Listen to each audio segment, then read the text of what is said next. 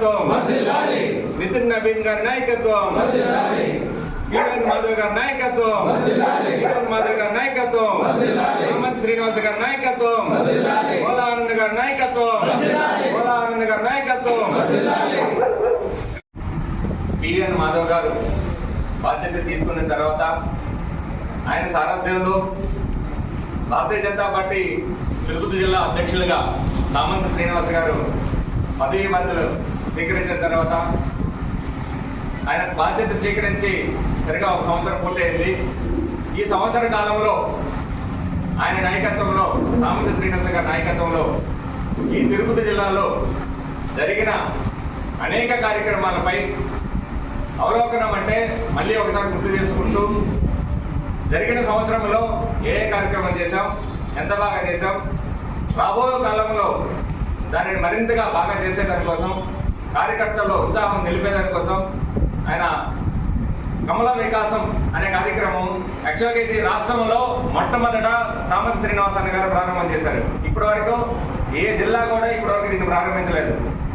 దీనిని ఆయన ఒక స్టేటస్గా తీసుకొని ఈ పార్లమెంటు జిల్లాలో, తిరుపతి పార్లమెంటు జిల్లాలో అన్ని అసెంబ్లీ నియోజకవర్గాల నుండి ప్రతి ఒక్క కార్యకర్త పాల్గొనే విధంగా సూచన చేయాలని మన రాష్ట్ర ఉపాధ్యక్షులు గోలానంద గారి సూచన మేరకు ఈరోజు మండల సమావేశం ఏర్పాటు చేసుకుంటున్నాం.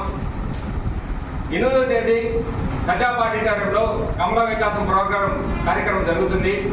దానికోసం, ఆ ఏర్పాట్ల కోసం మనం ఎలా వెళ్ళాలి అనే దానికోసం ఈరోజు ఈ కార్యక్రమం నిర్ణయించుకుంటున్నాం.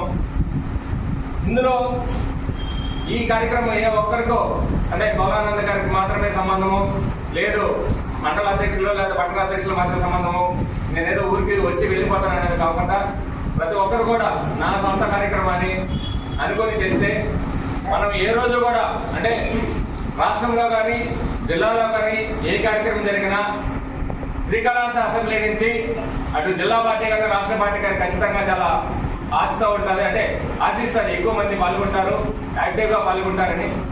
దానిని మనం కొనసాగిస్తూ 8వ జరిగే ప్రజా పార్టీలో జరిగే కమల వికాస కార్యక్రమాన్ని అందరూ కూడా పాల్గొని అన్ని మోర్చాలు, మిగతా మోర్చాలు, పట్టణ అధ్యక్షులతో కూడిన పదాధికారులు, అదేవిధంగా అన్ని మోర్చా సభ్యులు, మిగతా శ్రీకాళహస్తి రూరల్ మండలం కానీ తొట్టమేడ మండలం కానీ అందరూ కూడా ప్రతి ఒక్క కార్యకర్త దీనిలో పాల్గొని, ఎందుకంటే కార్యకర్తలు బాగుంటేనే, కార్యకర్తలు వస్తేనే మనం మొదటి నుంచి లాస్ట్ దాకా కూడా మనం ఓపికగా ఉంటాము, బాగా చేస్తాం. కాబట్టి మన కార్యకర్తలు అందరూ ఖచ్చితంగా ప్రతి ఒక్కరికి ఫోన్ చేసి అందరినీ పిలవాలని, ఈ కార్యక్రమాన్ని దిగ్విజయంగా జరిపించాలని అందరినీ కోరుకుంటూ థ్యాంక్ యూ.